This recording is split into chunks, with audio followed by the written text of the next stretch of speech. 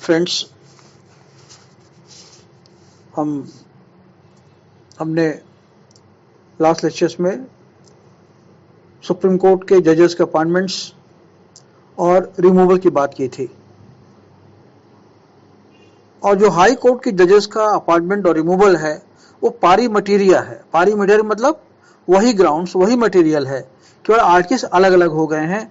तो जब भी आप बात करेंगे सुप्रीम कोर्ट के जजेस की तो अप्लाई करेगा हाई कोर्ट्स पर भी, क्योंकि मैंने कहा था कि ये दोनों ही कॉन्स्टिट्यूशनल कोर्ट्स हैं और इनमें डिसीजन लेने की पावर, अपॉइंटमेंट करने की पावर प्रेसिडेंट को होती है और इनकी रिमूवल की पावर का ऑर्डर देने की पावर भी प्रेसिडेंट को होती है, सब्जेक्ट टू आर्टिकल 124 क्लास 4 में जो प्रोसीडिंग्स होती है वो प्रोसीडिंग्स पूरी तरीके से फॉलो की गई हो। तो आज हम यहाँ बात करना चाहते हैं कि जुरिसडिक्शन ऑफ सुप्रीम कोर्ट। अब सुप्रीम कोर्ट का जुरिसडिक्शन, क्योंकि सुप्रीम कोर्ट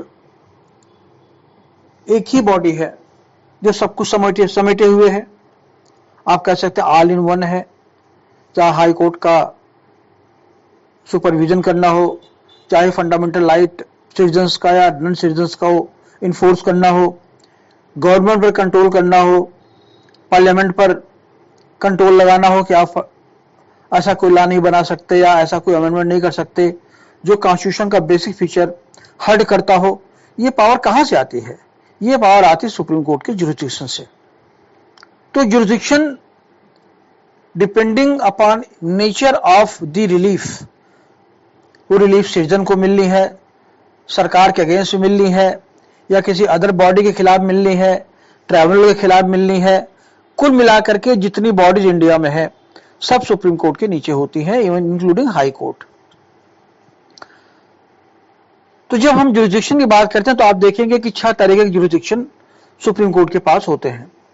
पहला तो यह है कि supreme court is a court of record. Court of record का मतलब होता है जो अपनी प्रोसीडिंग्स, शुरुआत इसका मतलब था जो इंडिया में मेयर कोर्ट बन रही थी, जब ईस्ट इंडिया कंपनी आई थी 1615 में, 1715 में मेयर कोर्ट हुआ करती थी, वहीं से शुरू होता है court of record. Court of record का अर्थ होता है कि सुप्रीम कोर्ट अपनी प्रोसीडिंग्स को फॉर्मलाइज करेगी, रिकॉर्ड करेगी और केसेस को नंबर देगी, और अपने खिलाफ अगर कोई कंटेम्प्ट होता है अपने खिलाफ या अपने जजमेंट के खिलाफ तो पनिश करती है कंटेम्प्टर को, जो कंटेम्प्ट करता है उसको पनिश करती है। तो आज के कंटेक्स्ट में जो कोर्ट ऑफ रिकॉर्ड का मतलब होता है वो कोर्ट जिसको अपने कंटेम्प्ट को पनिश करने की पावर होती है। तो आर्टिकल 129 में सुप्रीम कोर्ट और आर्टिकल 215 में high court, they are courts of the record. तो जब कोर्ट ऑफ रिकॉर्ड होता है तो कोर्ट ऑफ रिकॉर्ड का मतलब हमने कहा कि कोर्ट को पनिश करने की पावर होती है, जो पावर दी गई है 129 में। तो कोर्ट को जो पनिश करने की पावर होती है ये प्रोसीडिंग्स स्पेशल होती है, इसका प्रोसीजर अलग होता है, ये कोई सीआरपीसी से गवर्न नहीं होती। जैसे कोर्ट ऑफ रिकॉर्ड का अर्थ हमने बताया आपको कि जब ये अपने पनिश करती है तो पनिशमेंट तभी कर सकते हैं, एक तरीके से सेंटेंस, जब कोई क्राइम किसी ने किया हो। तो इसका मतलब क्राइम जब करता है कोई आदमी, ऑफेंस करता है, तो उसके अगेंस्ट में जो प्रोसीडिंग्स चलती है वो सीआरपीसी में चलती है। लेकिन यहाँ सेक्शन 1 आर्टिकल 129 में जब हम बात करेंगे कंटेम्प्ट ऑफ कोर्ट की, तो सीआरपीसी की प्रोसीडिंग से कोर्ट गवर्न नहीं होती। कोर्ट अपनी प्रोसीडिंग से इन्वॉल्व कर सकता है। कोर्ट अपने लिए आर्टिकल 145 में, आर्टिकल 145 जो आर्टिकल है वो related to rule making power supreme court की है, रूल बना सकती है। तो article 129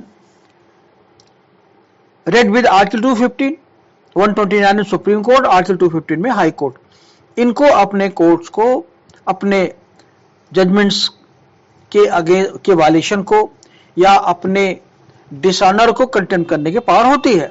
dishonour means personal dishonour. तो डिसऑनर जब कोर्ट का इनडिसेंसी, कोर्ट को जब कंटेम्प्ट करते हैं जिसका वही फेट होता है जो डिफेमेशन का होता है। जैसे सेक्शन 499 में अब आप आईपीसी में देखेंगे डिफेमेशन के लिए पनिशमेंट होता है, ठीक उसी तरीके से कोर्ट को पावर दी गई है आर्टिकल 129 ऑफ द कॉन्स्टिट्यूशन में, अपने खिलाफ जो डिफेमेशन होता है उसको पनिश कर सकती है कंडेमनर को जो डिफेम करता है। तो डिफेम करने का कोर्ट पर कोई लांछन लगाए, कोई रिडिकूल सरकाज़्म करे, ऐसा कुछ काम करे, ऐसा कोई स्टेटमेंट दे जो दूसरे लिटिगेंट को भड़काए या किसी जज के अगेंस्ट में कोई रिमार्क पास करे या जज को करप्ट बताए, ऐसा कोई स्टेटमेंट चाहे ओरल हो, चाहे राइटिंग में हो, चाहे न्यूज़पेपर करे, चाहे किसी पंपलेट के थ्रू हो या कोई आदमी कोर्ट में कर दे, कोर्ट के बाहर कर दे, मुंह से बोले, ये सारा स्टेटमेंट, वो सारे स्टेटमेंट्स कंटेम्प्ट ऑफ कोर्ट होते हैं जो कोर्ट्स की रिस्पेक्ट को ऑर्डिनरली पब्लिक की आई में कम करते हैं, क्योंकि कोर्ट इंडिपेंडेंट होती है, इम्पार्शियल होती है, ऑब्जेक्टिव होती है, और कोई भी व्यक्ति या कोई इंस्टीट्यूशन अगर कोर्ट को या कोई न्यूज़पेपर अगर कोर्ट के बारे में इस तरह कोई बात करता है जिससे कोर्ट को लगे कि कोर्ट बायस्ड है, कोर्ट करप्ट है, और ऐसा स्टेटमेंट कोर्ट की डिसेंसी को, कोर्ट की रिस्पेक्ट को कम करेगी, तो उसे कहते हैं कंटेम्प्ट ऑफ कोर्ट। जो कंटेम्प्ट ऑफ कोर्ट है, इसमें पहली इंपॉर्टेंट चीज है कि आर्टिकल 129 में contempt of court supreme court को केवल अपने ही कंटेम्प्ट के अगेंस्ट में नहीं, अपने ही कंटेम्प्ट को पनिश करने की पावर नहीं देती, बल्कि अगर हाई कोर्ट का कंटेम्प्ट भी कोई वकील करता है, कोई पर्सन करता है, कोई इंस्टीट्यूशन करता है, तो उसे भी आर्टिकल 129 में पनिश कर सकती कोर्ट। हालांकि देखिए आर्टिकल 215 में हाई कोर्ट को अलग पावर दी गई है आर्टिकल 215 में, लेकिन आप जानते हैं कि लोकल पॉलिटिक्स की वजह से कभी कभी हाई कोर्ट फंक्शन नहीं कर पाती, तो ऐसे केस में सुप्रीम कोर्ट को पावर दी गई है। अगर हाई कोर्ट किसी भी वजह से पनिशमेंट, कंटेम्प्ट को एंटरटेन नहीं कर पाती तो सुप्रीम कोर्ट उसे पनिश करती है। इसका विनय, ये जो केस था वीसी मिश्रा का केस था, इन री वीसी मिश्रा का केस था, ये 1995 में VC Mishra Allahabad high court bar association के चेयरमैन थे, अपनी डेथ हो चुकी है, तो उन्होंने स्टेटमेंट दिया था इलाहाबाद हाई कोर्ट के जज के खिलाफ। तो इलाहाबाद हाई कोर्ट के जजेस उनको कंटेम्प्ट नहीं कर पाए क्योंकि यहाँ बार अगिटेट कर रही थी, राजनीति हो रही थी, तो सीधे मैटर रिफर कर दिया सुप्रीम कोर्ट को कि साहब ये कंटेम्प्ट ऑफ हाई कोर्ट किया इन्होंने। सुप्रीम कोर्ट ने कंटेम्प्ट किया, और कंटेम्प्ट आपने देखा यहां तक किया कि उनका बार एसोसिएशन से एक्सपेल तो किया ही, उनका लाइसेंस भी रद्द कर दिया। इस पर डाउट, कंट्रोवर्सी खड़ी हो गई कि क्या सुप्रीम कोर्ट को पावर है बार ये किसी की लाइसेंस रिवॉक करने की, ये पावर क्योंकि बार काउंसिल को होती है, मगर सुप्रीम कोर्ट ने किया। तो हमारा जो एम्फेसिस ये कहने का ये है कि आर्टिकल 129 की एक कंप्रेहेंसिव पावर है जो कोर्ट अपने कंटेम्प्ट को भी पनिश करती है और अपने सबऑर्डिनेट कोर्ट्स के भी, चाहे डिस्ट्रिक्ट कोर्ट हो, चाहे म्युनिसिपल की कोर्ट हो, चाहे ट्राइब्यूनल की कोर्ट हो, इंक्वायरी कमीशन में कोई ट्राइब्यूनल बना उसकी कोर्ट हो, सबको पनिश कर सकती है कोर्ट आर्टिकल 129 में, क्योंकि कोर्ट की एक्सक्लूसिव पावर होती है। और कोर्ट की जो पावर होती है ये कोर्ट को अपनी डिग्निटी को बनाए रखने के लिए दी गई है, अपनी इंडिपेंडेंस, इम्पार्शियलिटी को मेंटेन करने के लिए। एक तरीके से देखा जाए कि कोर्ट का सेल्फ डिफेंस है against the contempt, against the sarcasm जो टिप्पणी होती है, या against misstatement against the court.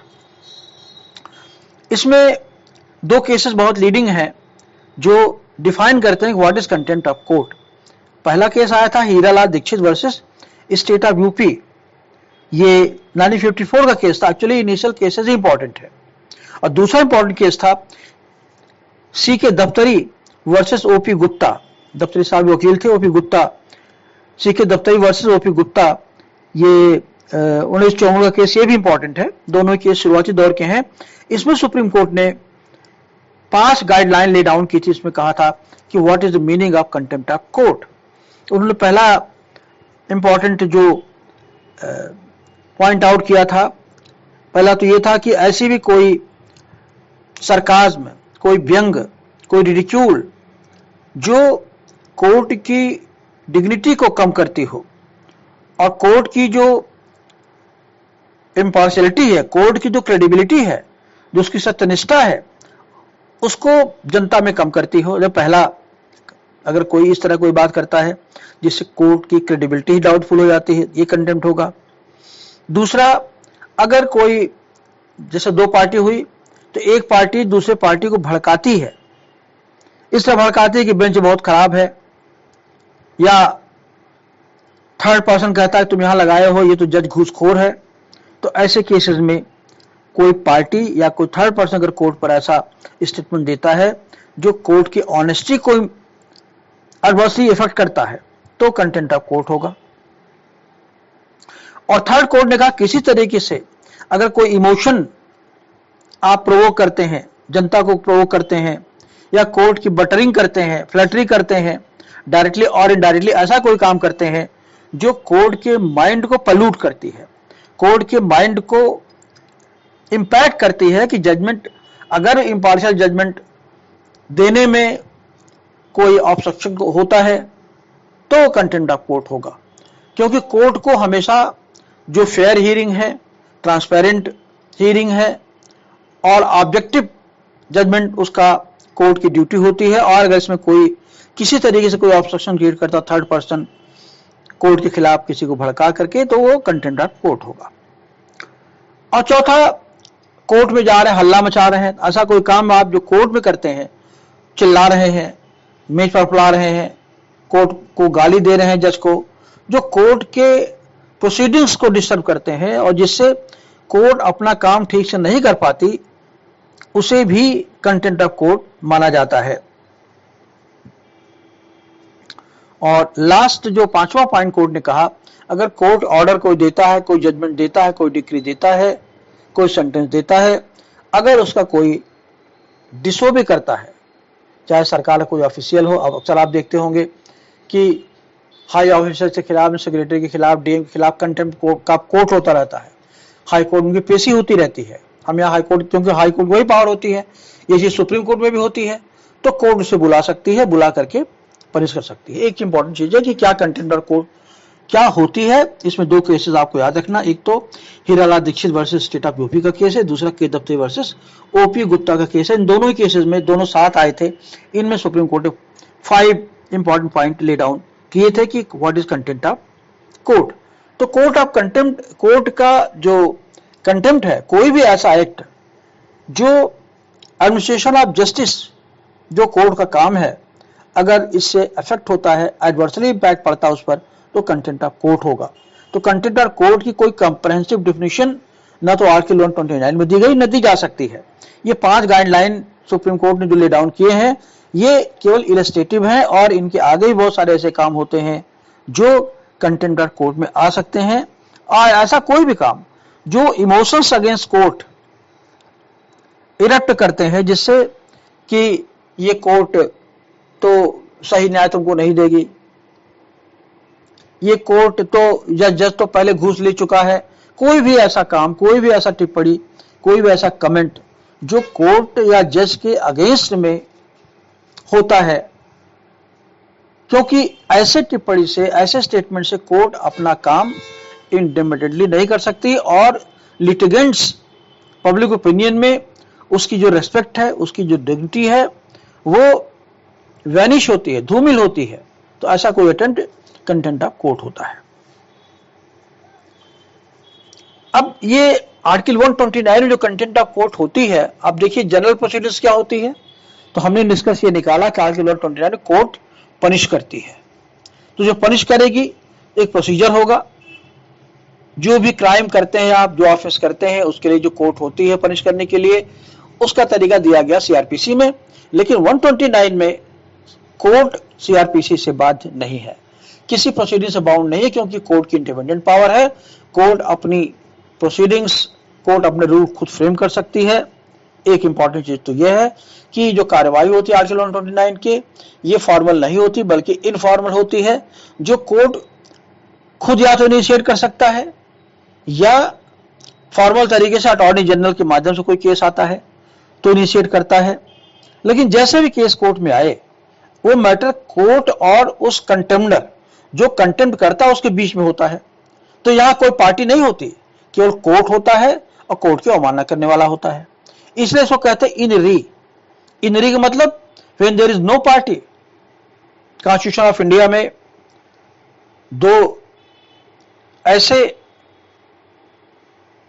Matter होते हैं, जो ऐसे लिटिगेशन होते हैं दो तरीके से जो इनरी होते हैं। एक तो मैंने बताया कंटेम्प्ट ऑफ कोर्ट, जहां कोई पार्टी ना हो वहां इनरी होता है। कोर्ट खुद पार्टी हो और हम खुद पार्टी, हम कोर्ट के सामने खड़े हों, उसे कहते हैं इनरी, क्योंकि यहाँ एक्स बाई वाई नहीं होता, एक्स बाई कोर्ट नहीं होता।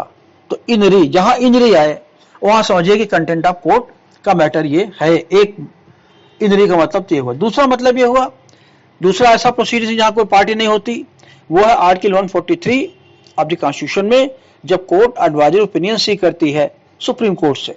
वहां भी प्रेसिडेंट जब एडवाइस सीख करने के लिए कोर्ट को डायरेक्शन देता है, रिक्वेस्ट करता है, तो कोर्ट सुप्रीम कोर्ट आर्टिकल 143 में जो एडवाइस देती है, एडवाइस, क्योंकि इसमें कोई लिटिगेंट नहीं होता, मुकदमा नहीं होता, केवल एडवाइस होती है, और सुप्रीम कोर्ट आर्टिकल 143 में प्रेसिडेंट ऑफ इंडिया को केवल रिपोर्ट देती है।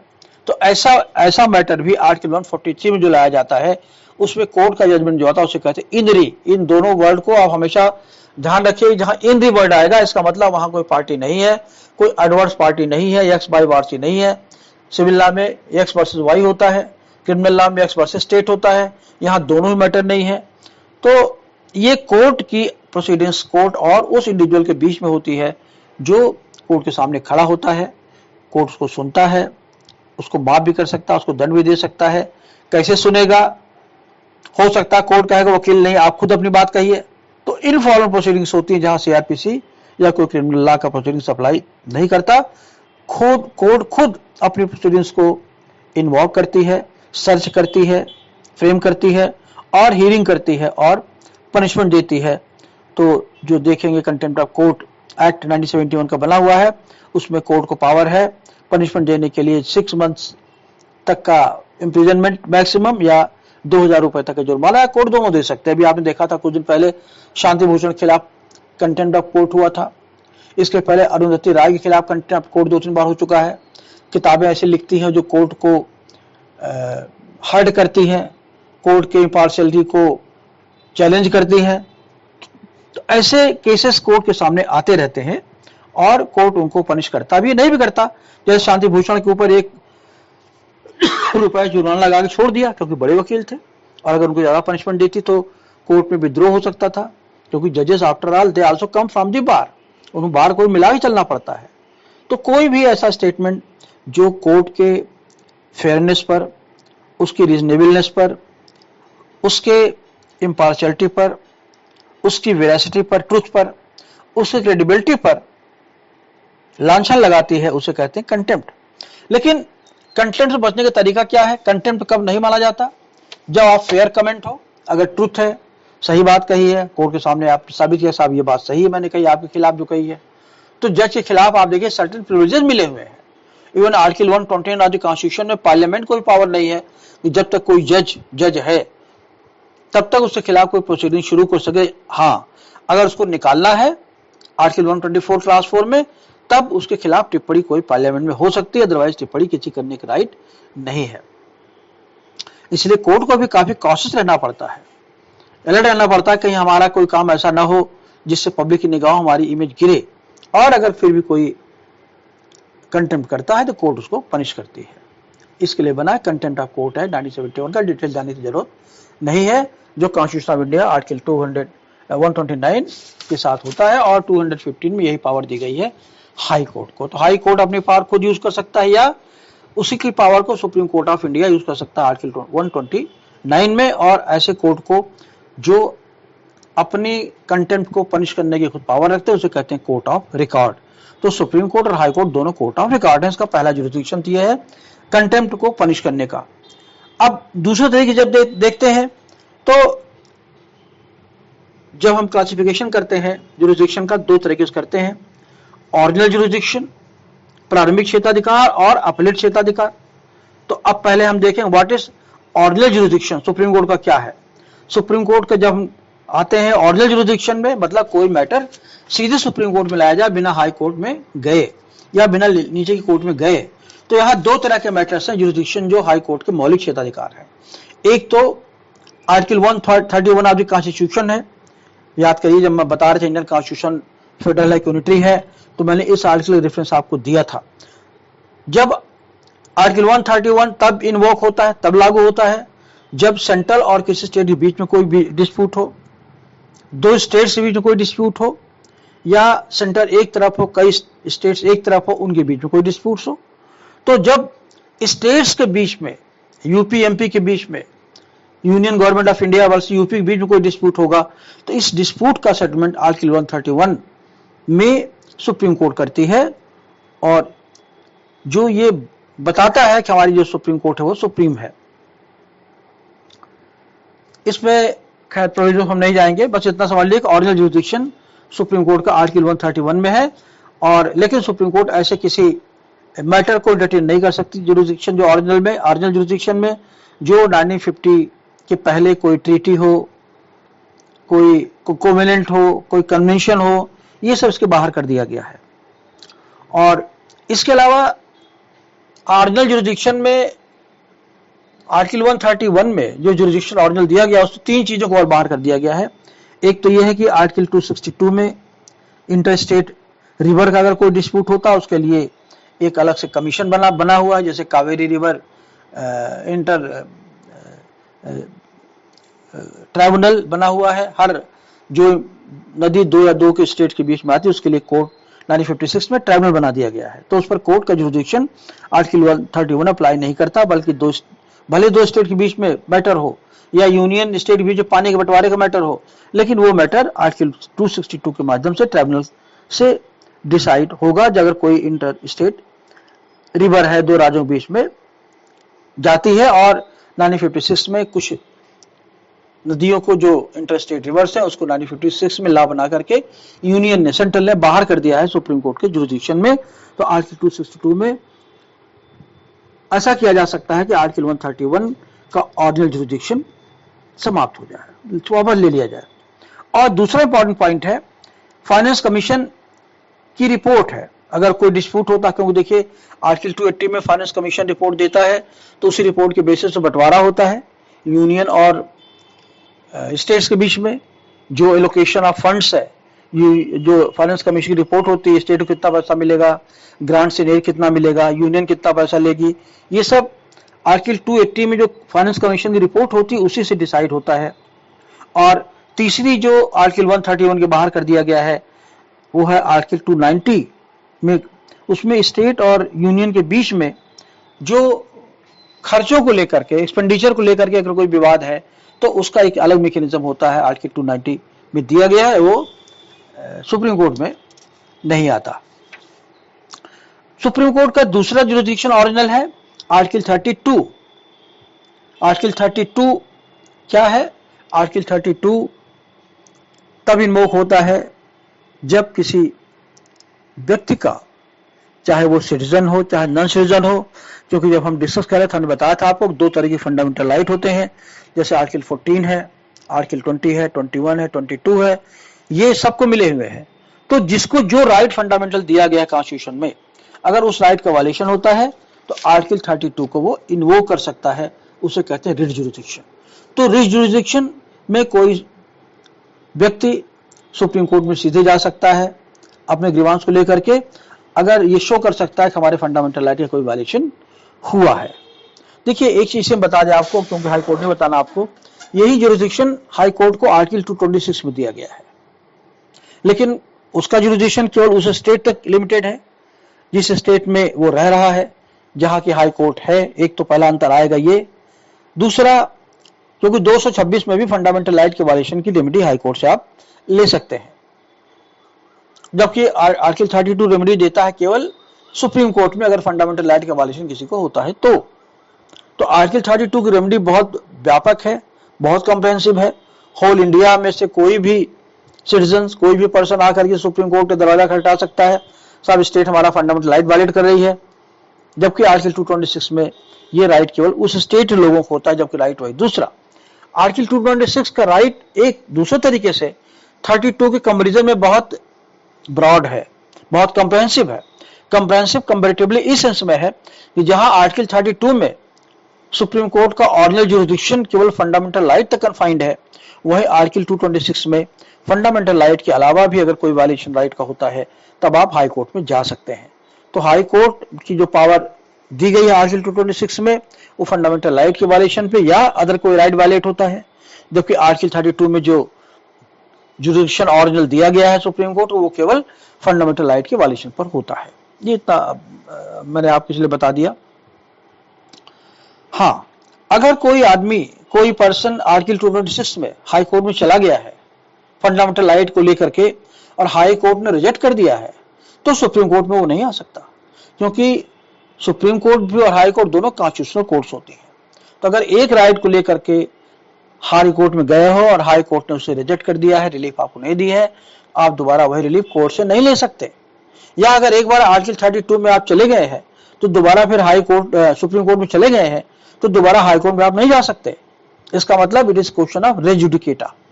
रेज जुडिकेटा कहते हैं, ये सीपीसी का प्रिंसिपल है जो सेक्शन 11 सीपीसी में दिया गया है। अगर इशू एक हो, पार्टी एक हो और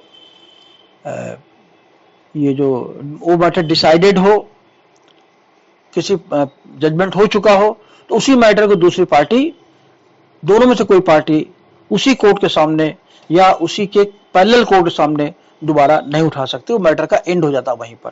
तो यहाँ पर supreme court, high court, fundamental right के पर्पस दोनों एक ही कोर्ट मानी जाती है। आर्टिकल 226 में भी जब आप जाते हैं तभी फंडामेंटल राइट को लेकर अगर जाते हैं तो दोबारा आप सुप्रीम कोर्ट में नहीं आ सकते। हाँ, आप 226 में अगर रिलीफ लेके जाते हैं तो you can appeal the supreme court, but as ordinary jurisdiction you can not again go to the supreme court. तो ये प्रारंभिक क्षेत्राधिकार सुप्रीम कोर्ट के दो हुए, एक तो आर्टिकल 131 में हुआ, स्टेट्स के बीच का झगड़ा जब होता है, दूसरा आर्टिकल 32 में जब फंडामेंटल राइट का वायलेशन होता है तो आप सीधे सुप्रीम कोर्ट में जा सकते हैं। तीसरा जुरिडिक्शन होता है appeal court, appellate court. Appellate court से रिलेटेड 3 प्रोविजन कॉन्स्टिट्यूशन में दिए गए हैं, आर्टिकल 132, 133, 134। ये अब आर्टिकल 132 जो दिया गया है वो कोई कॉन्स्टिट्यूशनल मैटर है, कोई कॉन्स्टिट्यूशन का कोई मैटर इन्वॉल्व है, substantial question of law involve है, नीचे की कोर्ट ने मैटर दिया है तो कोई जो अग्रीव्ड है वो सुप्रीम कोर्ट में जा सकता है कि इसमें कॉन्स्टिट्यूशनल मैटर इन्वॉल्व है, इसका हमें इंटरप्रिटेशन करिए इसका फिर से, और हम अदरवाइज हमारी रिलीफ नहीं मिल पाएगी। ये दिया गया है आर्टिकल 132 में। आर्टिकल 133 में वही मैटर सिविल मैटर को लेकर के है और आर्टिकल 134 में क्रिमिनल मैटर को लेकर के है। तो 133 में अगर कोई डिक्री है, कोई जजमेंट है, फाइनली डिसाइड कर, ध्यान रखिएगा अपील तभी होगी जब कोई मैटर कोर्ट डिसाइड कर दे फाइनली, हाई कोर्ट। अगर इंटरिम ऑर्डर है उसके खिलाफ अपील नहीं हो सकती। तो डिक्री और जजमेंट या फाइनल ऑर्डर के खिलाफ अपील हो सकती है। तो आर्टिकल 33 में सिविल जुरिडिक्शन है, आर्टिकल 134 में क्रिमिनल जुरिडिक्शन है। अब एक चीज और है कि सीधे कोर्ट में आप नहीं जा सकते। क्रिमिनल मैटर में भी, क्रिमिनल केसेस में भी सीधे सुप्रीम कोर्ट में अपील तभी कर सकते हैं जब वो मैटर नीचे की हाई कोर्ट ने, सेशन कोर्ट ने उसका अक्विटल किया हो, हाई कोर्ट ने कन्विक्शन दे दिया हो और कन्विक्शन करने के बाद वो डेथ सेंटेंस दे दिया गया हो। तो अब अगर डेथ सेंटेंस का मैटर है तो आप सीधे सुप्रीम कोर्ट में जा सकते हैं अपील के लिए। अदरवाइज आर्टिकल 134 में आपको हाई कोर्ट से सर्टिफिकेट लेना पड़ता है। सर्टिफिकेट अगर देता हाई कोर्ट कि ये मैटर सुप्रीम कोर्ट में जाने लायक है, इसमें कोई constitutional matter, substantial question of law involve है, केवल तभी आप सुप्रीम कोर्ट जा सकते हैं, नहीं तो नहीं जा सकते जब तक कि डेथ सेंटेंस का मैटर न हो और नीचे की कोर्ट का अक्विटल हो, ऊपरी कोर्ट ने फिर कन्विक्शन करके डेथ सेंटेंस दे दिया हो, तब आप सुप्रीम कोर्ट में जा सके without resorting to the article 134A, जो कि सर्टिफिकेट ग्रांट करता है सुप्रीम कोर्ट में जाने के लिए अपने खिलाफ अगर अपील करनी किसी को। तो आर्टिकल 134A में जो सर्टिफिकेट ग्रांट करने की पावर दी गई है ये कोई मैकेनिकल पावर नहीं है।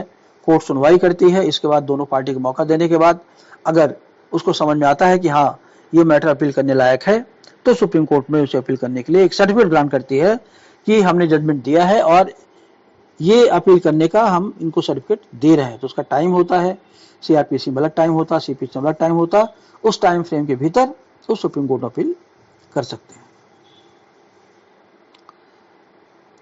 ये हुआ अपील जुरिस्डिक्शन। तो आर्टिकल 132, 133, 134 में अपील जुरिस्डिक्शन है। आर्टिकल 131 में ऑर्डिनल जुरिस्डिक्शन है। आर्टिकल 131 में ऑर्डिनल और 32 में रिट जुरिस्डिक्शन, दोनों ऑरिजिनल है। अब पहला जुरिस्डिक्शन था कंटेम्प्ट ऑफ कोर्ट का। हमने 3 चीज बताई आप। कंटेम्प्ट ऑफ कोर्ट आर्टिकल 129 में, ध्यान रखिए कंटेम्प्ट ऑफ कोर्ट के खिलाफ कोई अपील नहीं होती, कोई रिव्यू नहीं होता, कोई रिवीजन नहीं होता, क्योंकि कोर्ट का कंटेम्प्ट किया है, इसके खिलाफ आपको रेमेडी अपील की नहीं मिलती है। मैटर वहीं खत्म हो जाता है। जो कोर्ट जजमेंट, जो कोर्ट पनिशमेंट दे देता है वो आपको एक्सेप्ट कर लेना पड़ता है उसी को, चाहे कोई ऑफिशियल हो। आपको याद होगा अयोध्या मामले में कल्याण सिंह को 24 घंटे की जेल हो गई थी, क्योंकि उन्होंने बाबरी मस्जिद को विध्वंस करने में उनका हाथ था। तो कोर्ट ऐसे देती है, जो जैसा स्टेटस होता है, जैसी अथॉरिटी की डिग्निटी होती है, उसको डिग्निटी को ध्यान में रख करके कोर्ट कंटेम्प्ट के लिए जजमेंट देती है, इम्प्रिजनमेंट से लेकर के पनिशमेंट तक के लिए मैंने बताया आपको। तो पहला था कंटेम्प्ट ऑफ कोर्ट आर्टिकल 129, दूसरा ऑर्डिनल जुरिस्डिक्शन आर्टिकल 131 और 32 उसी में रिट जुरिस्डिक्शन और 2 स्टेट के बीच में। तीसरा है अपीलेट जुरिस्डिक्शन जो आर्टिकल 132, 133, 134 में है, और 134A में जब तक सर्टिफिकेट नहीं मिलता तब तक आप सुप्रीम कोर्ट में नहीं जा सकते, केवल उस मामले में जब कोर्ट ने डेथ सेंटेंस दिया है या 10 साल से अधिक कारावास का दंड दिया है और नीचे की कोर्ट ने आपका एक्विटल कर दिया था, सेशन कोर्ट ने एक्विटल कर दिया था, मगर ऊपर की कोर्ट ने आपको पनिशमेंट दे दिया था, ऐसा पनिशमेंट दिया था जो डेथ सेंटेंस था या 10 साल से ज्यादा था। तो ऐसे केसेस में बिना सर्टिफिकेट के भी आप सुप्रीम कोर्ट जा सकते हैं, क्योंकि लिबर्टी का क्वेश्चन होता है। अब चौथा जुरिस्डिक्शन आता है स्पेशल लीव पिटीशन आर्टिकल 136 में। तो आर्टिकल 136 में अभी आपने देखा कि जो स्पेशल जो अपील का राइट था या 32 का राइट था, ये आपका राइट है, you can go to the court of law, क्योंकि फंडामेंटल राइट का वायलेशन या किसी राइट का वायलेशन होता तो आपके लिए कोर्ट का दरवाजा खुला हुआ। मगर 136 एक ऐसी रेमेडी होती है जो कोर्ट को मिली हुई है, ये कोर्ट का प्रिविलेज है, ये एज मैटर ऑफ राइट हम कोर्ट के सामने नहीं जा सकते। कोर्ट से केवल माए बाप कह सकते साहब आप इसको देखिए, नहीं तो हमारा बहुत बुरा हो जाएगा, हमारा मकान गिर जाएगा, हमको मार डालेंगे लोग। तो कोर्ट अगर समझती है कि आर्टिकल 136 में रेमेडी दी जा सकती है, तो कोर्ट इस मैटर को मंगा करके, चाहे वो कोई डिक्री हो, चाहे डिटर्मिनेशन हो, चाहे ऑर्डर हो, चाहे सेंटेंस हो, उसके अगेंस्ट में या अन्य किसी के अगेंस्ट में कोर्ट यानी ट्राइब्यूनल अगर है जजमेंट देता, उसके खिलाफ भी स्पेशल लीव पिटीशन फाइल किया जा सकता है। इसमें ट्राइब्यूनल भी इंक्लूडेड है। तो 136 जो कोर्ट का जुरिस्डिक्शन है, कोर्ट का ये मेगा जुरिस्डिक्शन है, बहुत बड़ा जुरिस्डिक्शन है। हाँ, ये केवल मार्शल लॉ के जजमेंट पर लागू नहीं होता, बाकी सब पर लागू होता है। तो 136 कोर्ट का ये बहुत बड़ी पावर होती है, कोर्ट की जनरस पावर होती है, ये माँ बाप की तरह ट्रीट करता है कोर्ट इसको लेकर के। और जब दुनिया में कोई भी रेमेडी अवेलेबल नहीं होती, मान लीजिए कोर्ट में आप हैं, कोर्ट में हड़ताल हो गई है, जज पैसा मांग रहा है, हाई कोर्ट काम नहीं कर पा रही है, तो क्या करेंगे आप? तो सीधे भले मैटर आप कोर्ट में पेंडिंग हो, आप 136 में जा सकते, साहब मेरा कुछ यहाँ सुनवाई नहीं हो रही है, हमको रिलीफ दीजिए। और कोर्ट अगर समझती है कि मैटर जेन्युइन है तो उसको एंटरटेन करती है और उसको सुनवाई करके उस पर रिलीफ दे देती है। तो जो मैटर आर्टिकल 32 में नहीं लाए जा सकते, 226 में नहीं लाए जा सकते, सेशन कोर्ट या मुंसिफ कोर्ट में नहीं एंटरटेन किया जा सकते, उस पर सुप्रीम कोर्ट अलग तरीके से स्पेशल प्रिविलेज मिला सुप्रीम कोर्ट को एंटरटेन करती और पूरा रेमेडी उस पर देती है। और ये जजमेंट सुप्रीम कोर्ट का जो होता है वो बाइंडिंग होता है सब पर, इसकी वही पोजीशन होती है।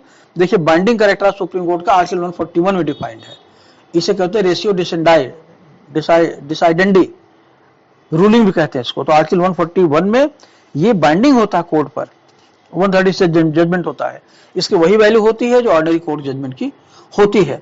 तो कोर्ट की जो पावर है 136 में काफी ब्रॉड पावर है, इस पर कोई लिमिटेशन नहीं है। कोर्ट खुद ही डिसाइड करता है कि हम किस एक्सटेंट तक इस पावर को हम यूज कर सकते हैं, किस तरह नहीं कर सकते, और कोर्ट आपके अपील को रिजेक्ट भी कर देती है, क्योंकि अपील आपको आर्टिकल 136 में as a matter of right नहीं मिला है, बल्कि as a matter of prayer मिला है, as a matter of courtesy मिला है। और कोर्ट अगर समझती है कि आप डिजर्व करते हैं इस रेमेडी के लिए, तभी कोर्ट आपको एंटरटेन करके रेमेडी आपको दे सकती है। और कोर्ट इसमें आपको किसी तरह की रेमेडी दे सकती है, चाहे सिविल मैटर हो, चाहे ट्रिब्यूनल का मैटर हो, चाहे क्रिमिनल मैटर हो। अब 136 में कोर्ट की पावर क्या हो सकती है? कोर्ट की पावर मैंने कहा बहुत अनलिमिटेड पावर होती है। कोर्ट नए तरीके से एविडेंस ले सकती है। कोर्ट जो एविडेंस लिया गया पिछली कोर्ट पे उसको इवैल्यूएट कर सकती है, उसका पुनर्विचार कर सकती है। अगर ठीक से हियरिंग नहीं की गई है तो फिर से हियरिंग कर सकती है, मतलब हियरिंग के प्रिंसिपल को फिर पार्टी को फिर से बुला सकती है। अगर जजमेंट में कोई एरर है उसको ठीक कर सकती है। अगर कोई जजमेंट अगेंस्ट लॉ है उसको ठीक कर सकती है। तो कुल मिलाकर के 136 में किसी तरीके की पावर कोर्ट को दी गई है, जो सबसे बड़ी पावर है कोर्ट की आर्टिकल 136। इसलिए मैंने कहा कहते जहांगीरी घंटा ये है, जब कभी चाहिए आप नॉक कर दीजिए और सुप्रीम कोर्ट निकलेगा और निकल करके तब आपको रिलीफ देगा। अब चौथा जुरिडिक्शन है एडवाइजरी जुरिडिक्शन, जो आर्टिकल 143 में दो क्लॉजेज हैं, आर्टिकल 43(1) और आर्टिकल 143(2). अभी क्या है ये कहते हैं परामर्शक जुरिडिक्शन, क्योंकि सुप्रीम कोर्ट हाईएस्ट कोर्ट है और उससे ही बड़ा है प्रेसिडेंट ऑफ इंडिया। तो प्रेसिडेंट ऑफ इंडिया को पावर दी गई है। ये पावर हमें लिया कनाडा से। ये गवर्नमेंट ऑफ इंडिया एक्ट 1935 में भी सेक्शन 123 के फॉर्म में एग्जिस्ट करता था। इसमें यह होता है जब कभी सरकार को कोई दिक्कत आती है, जब उसे लगता है अगर मैटर कोर्ट में लेके जाएंगे तो बवाल हो जाएगा, धार्मिक भावना हर्ट हो जाएगी, तो सुप्रीम कोर्ट को मोहरा बनाती है वो प्रेसिडेंट ऑफ इंडिया के थ्रू। तो प्रेसिडेंट ऑफ इंडिया कोर्ट से एडवाइस ही करते हैं, आप बताइए ऐसे केस में हम क्या करें। ऐसी स्थिति तब आती है जब जैसे मान लीजिए अयोध्या का मंदिर आ गया, अब कोर्ट अगर क्या करें, तो प्रेसिडेंट ने कहा बताइए हम क्या करें इसमें लेकर के। या जजेस का अपॉइंटमेंट हमने डिस्कस किया था, जब बता रहे थे इन री प्रेसिडेंशियल अपॉइंटमेंट्स, जजेस अपॉइंटमेंट वाला मैटर था 1998 में। ऐसे मैटर को जहां सरकार समझती डायरेक्ट हमारे इन्वॉल्वमेंट से पॉलिटिक्स इन्वॉल्व हो जाएगी, इसलिए वो प्रेसिडेंट से कहते हैं एडवाइस ही करिए। अब एडवाइस जो सीख करती है 143 में, समझ लीजिए उसका पहला पॉइंट क्या है, ये पावर प्रेसिडेंट को मिली हुई है और किसी को नहीं मिली है।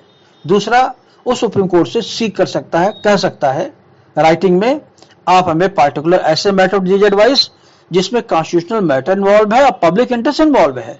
ये जरूरी दिखाना, अगर कोई कॉन्स्टिट्यूशनल का इंटरप्रिटेशन या पब्लिक इंटरेस्ट इन्वॉल्व नहीं है तो सुप्रीम कोर्ट में मैटर डिफर नहीं कर सकता, प्रेसिडेंट और सुप्रीम कोर्ट मना कर सकती है। दो इंपॉर्टेंट पॉइंट है।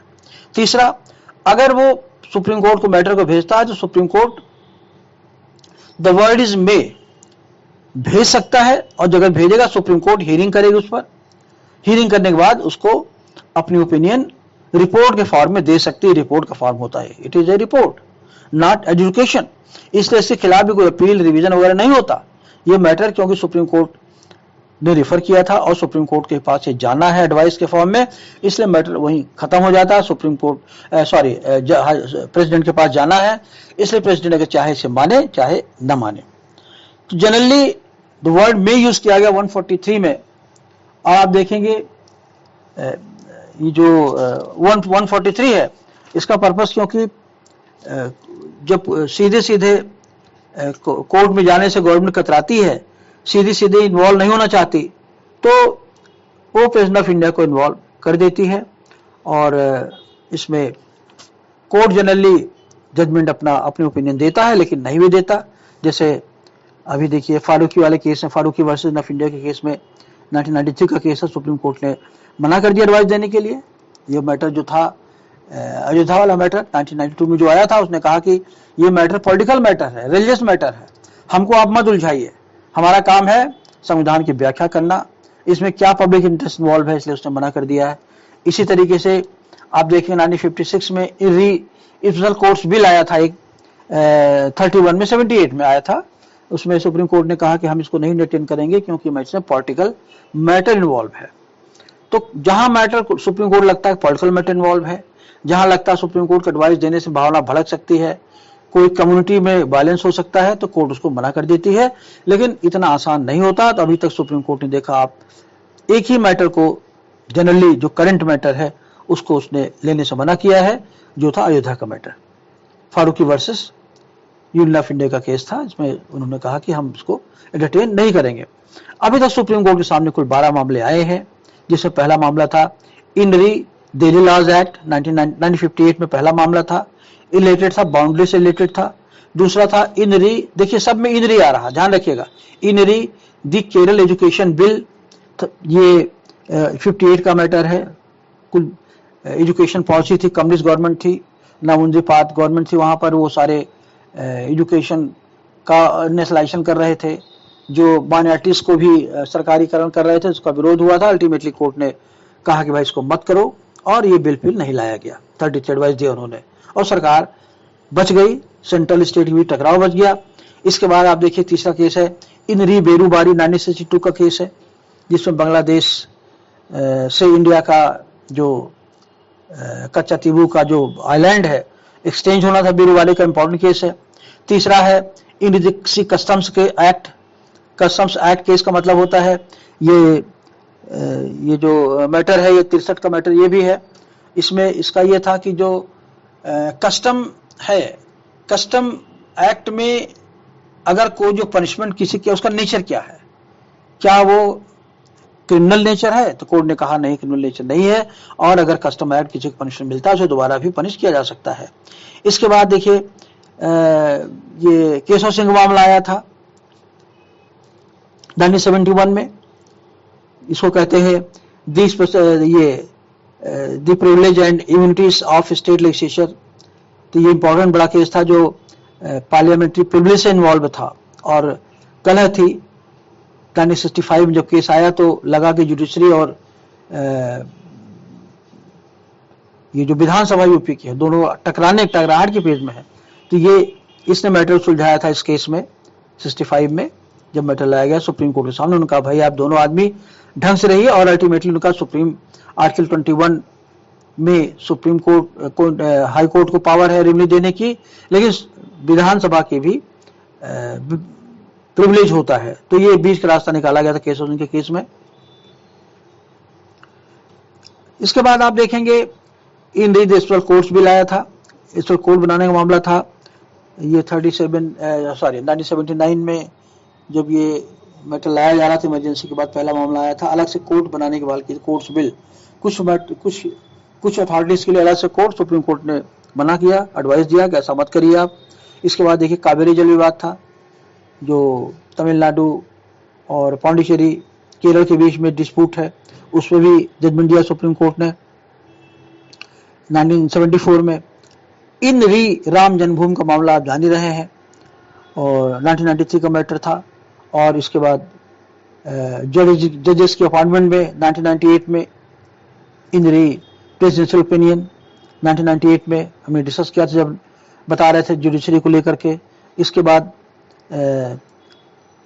ये गुजरात चुनाव का मामला आया था 2002 में, जिसमें यह था कि अगर विधानसभा भंग है तो क्या राष्ट्रपति चुनाव हो सकता है, सुप्रीम कोर्ट ने कहा हो सकता है।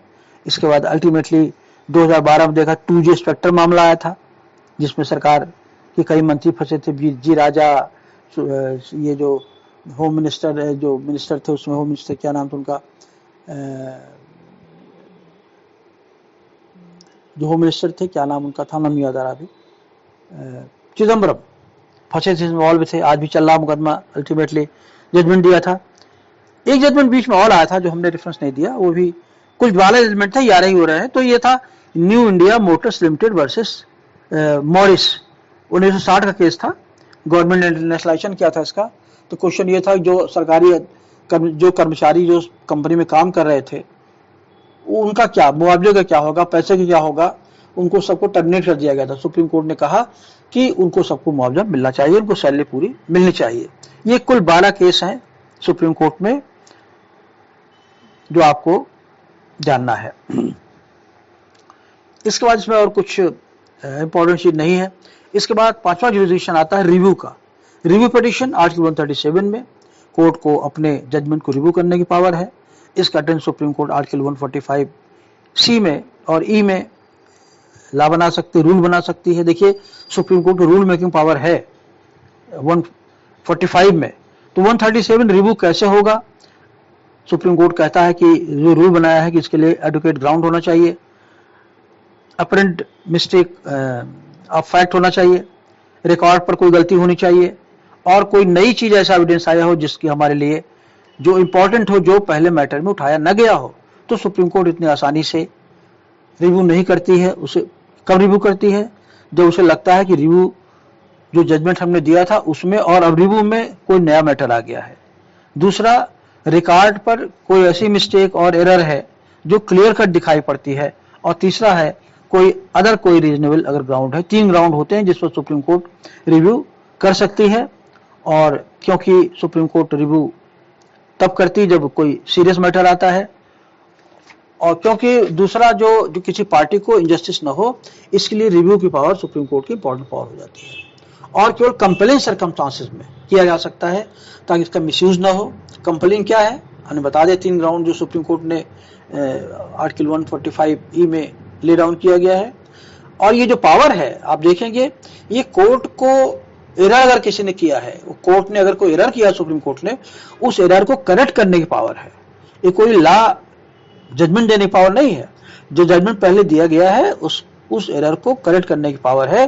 और रिव्यू की खास बात ये होती है, रिव्यू वही कोर्ट करती है जिस कोर्ट ने जजमेंट दिया है उसका काम, ताकि मिसकैरेज ऑफ जस्टिस न हो सके। तो अब कोर्ट ने कोई क्राइटेरिया तो रिव्यू का होता नहीं है, लेकिन सुप्रीम कोर्ट ने फिर भी RS Nayak versus AR Antulay chief minister हुआ करते थे उड़ीसा के, AR अंतुले के 1988 के मामले में सुप्रीम कोर्ट ने कुछ गाइडलाइन ले डाउन की है। तो उसने जो पहला क्लियर कट किया है कि ये इनजस्टिस को बचाने की पावर है, और उसने ये कहा है कि फंडामेंटल राइट का वायलेशन हो रहा हो, नेशनल जस्टिस को फॉलो न किया हो, जुडिशियल कोई मिस्टेक हो गई हो, या जस्टिस एक पार्टी ने बाई फ्रॉड करके ले लिया हो, कन्वेंशन करके ले लिया हो, या कोई ऐसा जजमेंट दिया हो कोर्ट ने जो पर इंक्यूरियम हो। पर इंक्यूरियम मतलब कि जजमेंट जो दिया गया है बिना लॉ नहीं हो, या जो जजमेंट आर्गू ही न किया गया हो। तो सुप्रीम कोर्ट की पावर है, और CPC का आर्टिकल 41 रूल 2 में पावर दी गई है। और रिव्यू करने के लिए 30 दिन का टाइम होता है, और 30 दिन के भीतर अपील करना पड़ता है। अदरवाइज रिव्यू के लिए एप्लीकेशन देनी पड़ती है, अदरवाइज रिव्यू डिसमिस हो जाती है। ये इसके बाद सुप्रीम कोर्ट ने देखिए जो एक और पावर है कंप्लीट, इसी से पहले बता दें आपको, रिव्यू करने की पावर के साथ एक सुप्रीम कोर्ट ने एक इनोवेशन किया है, एक अपना ग्राउंड ढूंढा है, उसे कहते हैं क्यूरेटिव पिटीशन का। तो क्यूरेटिव पिटीशन मतलब क्योर करना।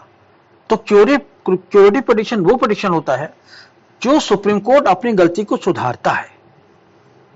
रिवीजन के ग्राउंड मैंने बताया आपको, तो रिवीजन के थोड़ा और आगे बढ़ जाइए, उसे कहते हैं क्यूरेटिव पिटीशन। अगर सुप्रीम कोर्ट ने कोई गलती अपने रिवीजन में कर दी हो, जजमेंट में कर दी है, तो क्यूरेटिव पिटीशन एक वो कहते हैं पुनर्विचार याचिका, एक तरीके से ये आर्टिकल 137 में ये रिव्यू पिटीशन का एक रूप होता है। और रूपा अशोक हुर्रा वर्सेस अशोक हुर्रा का केस आया था 2002 में, जिसमें सुप्रीम कोर्ट ने बहुत इंपॉर्टेंट गाइडलाइन ले डाउन की है। ये सुप्रीम कोर्ट की अपनी गलती को सुधारने का ये पावर होती है। सुप्रीम कोर्ट भी गलती कर सकता है, उसमें ह्यूमन बीइंग होते हैं। तो जो क्यूरेटिव पिटीशन होता है, 1 बार 2 बार 3 बार, आप कितनी बार भी कर सकते हैं, तब तक सुप्रीम कोर्ट कर सकती है जब तक सुप्रीम कोर्ट से करेक्ट न कर ले। और ये सुप्रीम कोर्ट के ऊपर है, ये नई खोज है इंडियन जूरिस्प्रूडेंस में, कॉन्स्टिट्यूशनल जूरिस्प्रूडेंस में क्यूरेटिव पिटीशन की, और ये सुप्रीम कोर्ट का डिस्कशन है। तो अशोक हुर्रा के मामले में इसे डिसाइड किया गया था, लेकिन इतने आसानी से सुप्रीम कोर्ट इसे एंटरटेन नहीं करती। उसमें सुप्रीम कोर्ट पहले करती है कि अगर आप क्यूरेटिव पिटीशन फाइल करना हो या रिव्यू फाइल करना हो, तो पहले इसका कोई एक सीनियर एडवोकेट उसे सर्टिफाई करे, और इसके बाद फिर 3 जजेस की बेंच के सामने मैटर रखा जाए, जिसमें वो जज भी हो या जजेस भी हो जिन्होंने मैटर को डिसाइड किया है। और ये अगर 3 जजेस की बेंच पाती है कि मैटर मेरिट पर है और वेक्सेशस नहीं है, मतलब बेवकूफ बनाने वाला नहीं है या बेकार नहीं है, तो ऐसे में वो फिर बाद में रिव्यू उसको करती है, उस वही कोर्ट जिसने जजमेंट को सुना है। मगर बीच में आ जाता है एक सीनियर एडवोकेट आता है, उसका सर्टिफिकेट चाहिए, और 3 जजेस की एक बेंच बैठती है वो डिसाइड करने के लिए कि ये मैटर को रिव्यू किया जाए कि न किया जाए। और अगर आप गलत तरीके से आए हैं तो कोर्ट आप पर एग्जाम्पलरी कॉस्ट भी इंपोज कर दे, मतलब जो दंडात्मक मूल्य भी उस पर लगा देते हैं आपको। तो ये क्रेडिट पिटीशन अभी तक दो मैटर इंपॉर्टेंट आए हैं, एक तो अशोक हुर्रा केस था, दूसरा था Navneet Kaur versus NCT national council of Delhi 2014 case था, जिसमें एक देवेंद्र पाल सिंह भुल्लर था, वो टेररिस्ट था मगर पागल हो गया था वो, उस केस का रेफरेंस मैंने किया आपको। तो हमने कहा था कि अगर फांसी दी जानी है तो उसको पता होना चाहिए उसे किस दंड से फांसी दी जा रही, क्योंकि पागल हो गया था और सुप्रीम कोर्ट ने क्रेडिट पिटीशन से उसकी जो फांसी को उसमें कन्वर्ट कर दिया था लाइफ इम्प्रिजन में। अब इन आर्टिकल 136 का ही एक एक्सपेंडेड फॉर्म है क्रेडिट पिटीशन। अब इसके बाद देखेंगे कि एक और भी जुरिडिक्शन है सुप्रीम कोर्ट का, स्पेशल जुरिडिक्शन है, वो है to do the complete justice. न्याय का मतलब पूरा न्याय, अधूरा न रहे। कभी कभी आप देखेंगे किसी वजह से कोई पूरी जस्टिस नहीं मिल पाती, तो आर्टिकल 142 में जो पावर दी गई है वो सुप्रीम कोर्ट को दी गई है कि अगर कोई मैटर सुप्रीम कोर्ट में पेंडिंग हो या हाई कोर्ट में पेंडिंग हो, तो सुप्रीम, जैसे हमारे आर्टिकल 32 में कोई मैटर पेंडिंग हो, फंडामेंटल राइट को डिसाइड ना हो पा रही हो या घूम रही हो, तो आर्टिकल 142 में आ जाने से सुप्रीम कोर्ट कुछ और डायमेंशन क्रिएट करती है। जैसे आप याद करिए गुजरात का मामला, Zahira Sheikh versus state of Gujarat का मामला, जब दंगा हुआ था तो दंगे में क्या हुआ था, हाई कोर्ट ने डिसाइड किया अब कोई आदमी गवाही देने नहीं आ रहा था, तो सुप्रीम कोर्ट ने पिटीशन फाइल किया कि साहब इसको हटाइए यहाँ से इस केस को, नहीं तो यहाँ न्याय नहीं हो पाएगा। तो सुप्रीम कोर्ट ने उस केस को हटाकर बॉम्बे हाई कोर्ट में दिया था, जबकि कायदे उस केस को गुजरात में ही सुनना चाहिए था, गुजरात हाई कोर्ट को, क्योंकि सेशन कोर्ट गुजरात का ही था। तो जब गुजरात के सेशन कोर्ट में डिसाइड हुआ था उसकी अपील गुजरात हाई कोर्ट होनी चाहिए थी, लेकिन सुप्रीम कोर्ट ने अपने आर्टिकल 142 की स्पेशल पावर से, ताकि इनजस्टिस ना हो, गवाह जो आते थे, विटनेसेस आते थे, उनको जीवन का डर होता था, इसलिए उन्होंने ट्रांसफर कर दिया इस केस को बॉम्बे को। तो ऐसे केसेस आते रहते हैं जो जैसे यूपी कोई केस आ गया तो उसको ट्रांसफर कर दिया दूसरे को, जहां पर उसका जनरली जो फियर होता है कन्वीनियंस होता, मतलब अगर जान माल का खतरा आपकी जिंदगी का है, लगता है अगर आप ट्रायल आपकी स्टेट में होगा या जहां ट्रायल हुआ सेशन वहां आपकी लाइफ को थ्रेट है, ऐसे में सुप्रीम कोर्ट उस केस को ट्रांसफर कर देता है किसी और स्टेट में भी या किसी और कोर्ट में भी, डिपेंडिंग अपॉन जस्टिस। इसमें बहुत सारे ऐसे केस आप देखेंगे, Ashok Kumar Gupta versus state of UP का केस था, ये 1997 का केस है, इंद्री मिश्रा का केस था, Vineet Narayan versus union of India का केस था 1998 का, और इस तरह बहुत सारे केसेस आते हैं जहां आप एग्जांपल दे सकते हैं। और अब क्वेश्चन ये है कि आर्टिकल 136 142 में डिफरेंस क्या है, क्योंकि मैंने बताया था 136 की पावर भी बहुत मजबूत पावर है, तो आर्टिकल 142 की जो पावर यूज करता है सुप्रीम कोर्ट, ये उसकी सप्लीमेंट्री पावर है। It can not सप्लांट the law, कानून के बाहर नहीं जा सकती, और अगर कोई कानून है तो उसको फॉलो करना पड़ेगा, और जजमेंट बाइंडिंग नहीं होता, क्योंकि ये किसी आर्टिकल जैसे आर्टिकल 32 के साथ यूज की जाएगी या कोई मैटर कोर्ट डिपेंडेंट उसके साथ यूज की जाएगी हो, तो to grant the complete justice. लेकिन आर्टिकल 136 जो पावर है वो इंडिपेंडेंट पावर है, और उसकी रूलिंग होती है, उसकी इन्फोर्सेबिलिटी वही होती है जो एक एडजुकेटिव जजमेंट की होती है। तो आर्टिकल 136 बड़ा प्रोविजन है, बड़ा आर्टिकल है, इफेक्टिव आर्टिकल है, और आर्टिकल 132 एक सप्लीमेंट्री आर्टिकल है। और इसीलिए आप देखें आर्टिकल 132 का जजमेंट जो दिया जाता है उसकी कोई रेशियो डिसनिडाई नहीं होती, मतलब कोई बाध्यकारिता नहीं होती, जबकि आर्टिकल 136 में बाइंडिंग होती है। आर्टिकल 142 में सुप्रीम कोर्ट जजमेंट को या डिक्री को मोल्ड कर सकती है, चेंज कर सकती है, बदल सकती है, उसका रूप बदल सकती है। जैसे मान लीजिए आपको जेल देना है तो सुप्रीम कोर्ट कह सकते हैं जेल न देकर इनको 1 करोड़ का कंपनसेशन दे दो, इनको 20 कर दो। लेकिन 136 की जस्टिस हमेशा सब्सटेंशियल होती है और बाइंडिंग होती है। ये इंपॉर्टेंट जुरिडिक्शन था सुप्रीम कोर्ट का। इसके बाद इसके रिलेटेड है बाकी प्रोविजन, तो हमने बताया वो आर्टिकल 145 में supreme court rule making power होती है, और आर्टिकल 144 में जो जजमेंट सुप्रीम कोर्ट का होता है वो हर स्टेट में बाउंड होती है, बाइंडिंग होती है, उसको इन्फोर्स करना जरूरी होता है। आर्टिकल 142 में हर स्टेट को कोई डिनाई नहीं कर सकता। और आर्टिकल 142(1) में कंप्लीट जस्टिस मैंने बात बताई आपको, और आर्टिकल 142 क्लास 2 कहता है to grant the witnesses to summon the witnesses, witnesses को समन करने की पावर भी उनको होती है। तो ये था पूरा जुरिडिक्शन। तो जो जुरिडिक्शन है आप देखेंगे कि आर्टिकल 141 में सुप्रीम कोर्ट की जो पावर होती है, सुप्रीम कोर्ट 141 में जुरिडिक्शन तब होता है जब कोई आदमी सीधे सुप्रीम कोर्ट में मैटर ले जाता है। आर्टिकल 142 को यूज करके ला ना भी हो तभी आप देखिए विशाखा वर्सेस ट्राइब राजस्थान का केस था 1997 का, जिससे ला बन गया बाद में। सुप्रीम कोर्ट ने आर्टिकल 142 रेड बाई आर्टिकल 141, 141 में सुप्रीम कोर्ट जो जजमेंट देती है वो पूरे कंट्री में, चाहे हाई कोर्ट हो, चाहे पार्लियामेंट हो, चाहे कोई भी हो, उस पर बाइंडिंग होता है। तो ये हुए पूरे प्रोविजन जो जुरिडिक्शन से रिलेटेड है।